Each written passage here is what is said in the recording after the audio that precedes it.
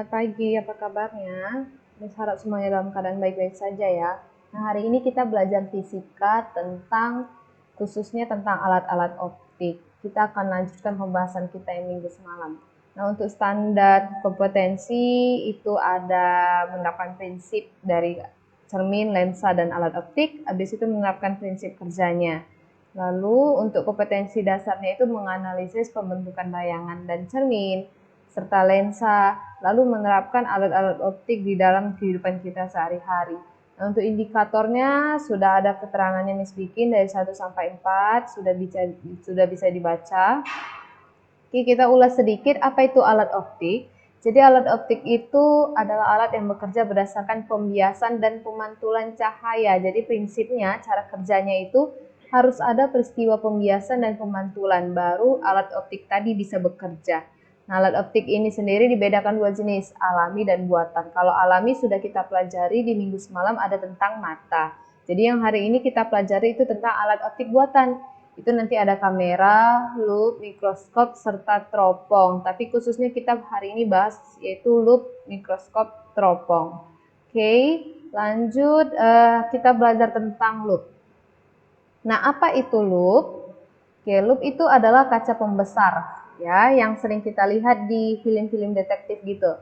Adalah alat optik yang paling sederhana dan berfungsi untuk melihat benda-benda yang kecil. Jadi loop itu terdiri dari sebuah lensa cembung. Nah, gambar loop. Nah, jadi kaca yang digunakan di loop itu adalah lensa cembung. Cuman satu lensa, makanya dibilang alat optik yang paling sederhana. Jadi katanya bayangan yang dibentuk oleh loop itu bersifat maya, tegak, dan diperbesar. Nah, biasanya loop ini kan digunakan untuk melihat benda-benda yang kecil. Jadi kalau kita melihat benda-benda yang berukuran kecil menggunakan loop, benda tersebut akan diperbesar. Ya, bayangannya juga tegak. Selain itu dia bersifat maya.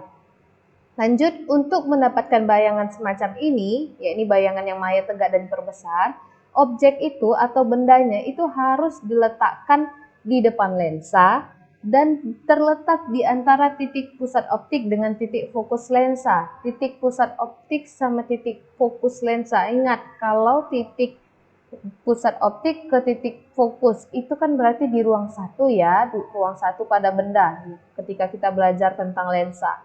Jadi benda ini supaya kita mendapatkan bayangan bersifat maya, tegak, dan diperbesar, kamu harus tempatkan benda kamu itu di depan lensa dan berada di ruang satu, yakni antara titik pusat optik sama titik fokusnya. Oke, nah ini prosesnya. Perhatikan, ini ada gambar orang. Nah, orang ini adalah bendanya. Tadi kan Miss bilang benda berada di ruang satu.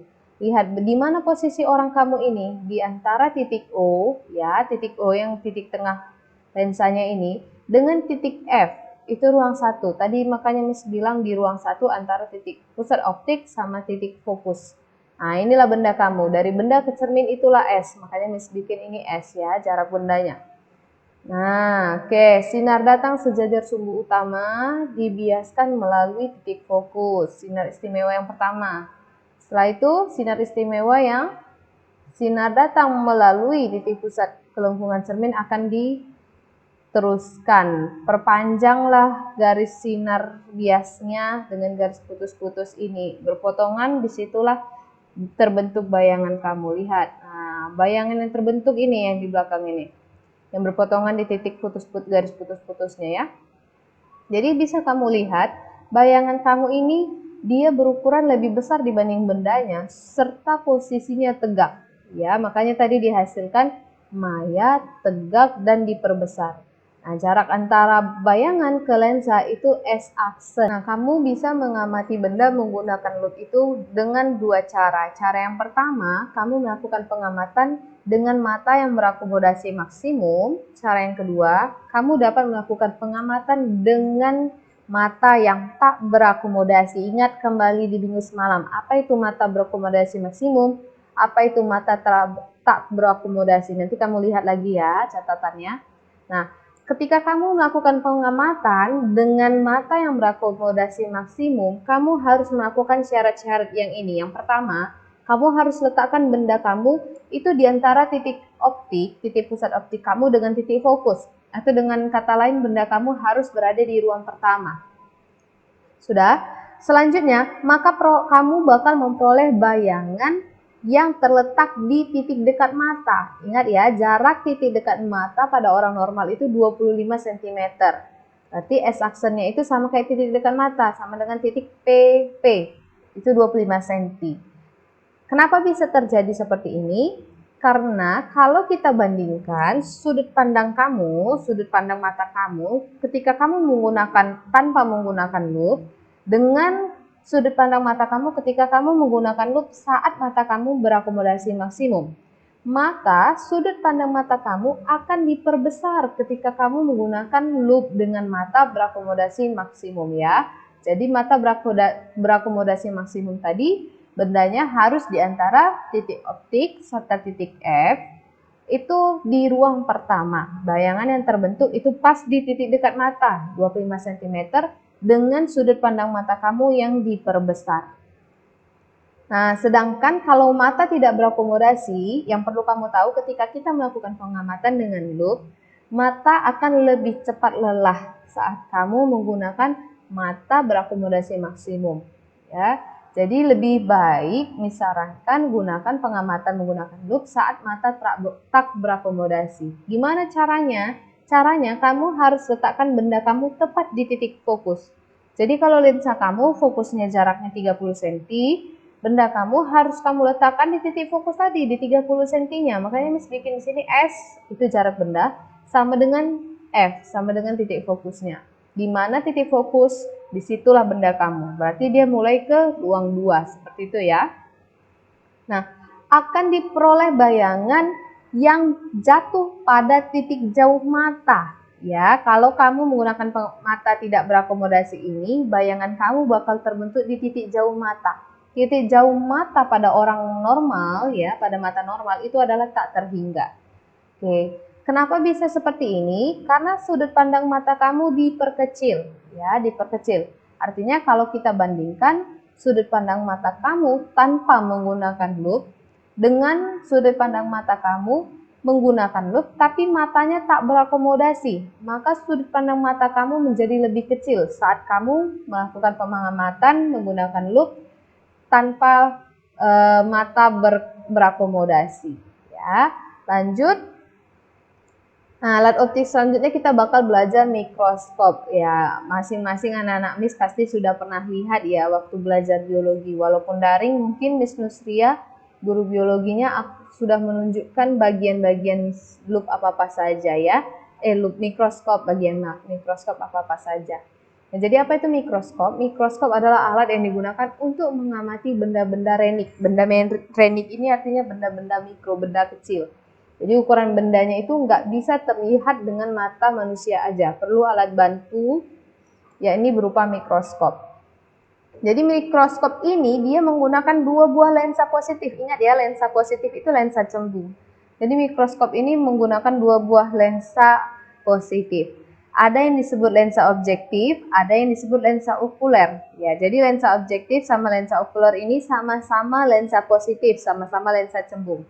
Nah, untuk harganya, nilainya, fokus di lensa objektif itu FOB itu bernilai lebih kecil dibanding fokus di lensa okuler. Nanti kita pelajari lensa objektif, lensa okuler itu yang mana ya.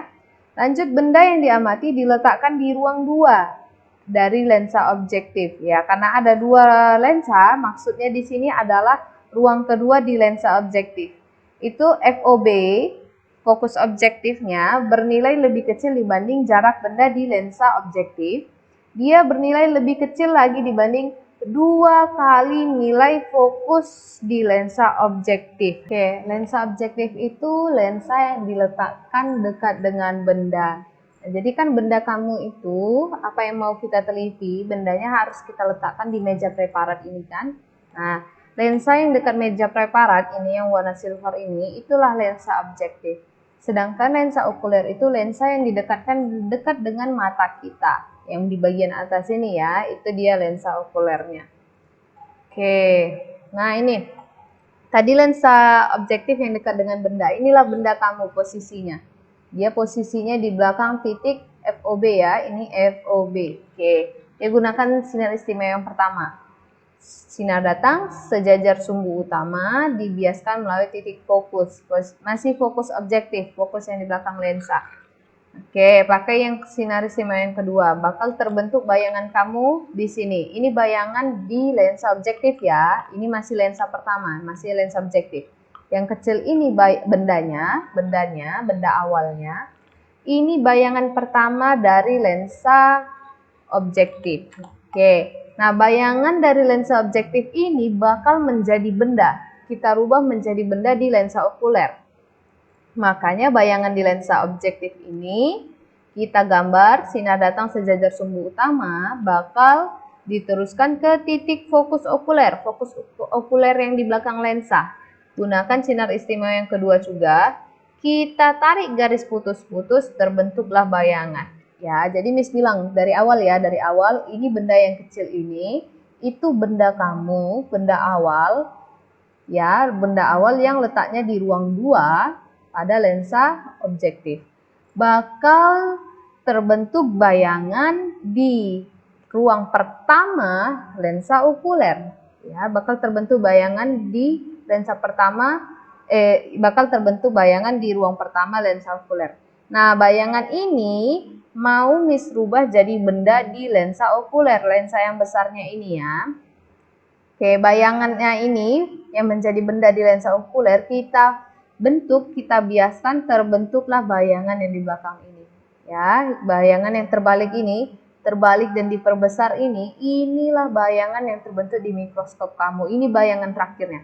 Yang kecil ini bendanya, yang kamu nampak nanti ini bayangan yang terbalik ini ya, yang terbalik dan diperbesar. Oke, jadi dari benda ke lensa itu SOB. Dari lensa ke bayangan tadi, ke bayangan yang pertama itu S aksen OB. Nah, jarak benda dari lensa okuler atau jarak bayangan yang pertama ini tadi ke lensa okuler itu SOK, karena sudah jarak benda ke lensa okuler. Bakal terbentuklah bayangan yang ini, yang di bawah. Bayangan dari jarak bayangan dari bayangan terakhir ini, bayangan akhirnya ke lensa okuler kamu itu S aksen OK. Oke. Lanjut kita belajar tentang teleskop. Jadi teleskop ini Miss yakin sudah sering kalian lihat ya. Teleskop itu atau teropong adalah alat optik yang digunakan untuk melihat benda-benda yang sangat jauh ya, agar tampak lebih dekat dan jelas. Contohnya nih, ketika kamu mau lihat bintang ya, kamu gunakan teropong atau teleskop. Jadi teleskop itu digunakan untuk melihat benda-benda yang jauh supaya terlihat dia lebih dekat gitu. Jadi jenis-jenis teropong itu ada 2. Ada teropong bias, itu terdiri dari beberapa lensa untuk membiaskan sinar datang dari benda. Ada teropong pantul, terdiri dari beberapa lensa untuk memantulkan sinar datang dari benda. Jadi teropong bias ini menggunakan prinsip pembiasan,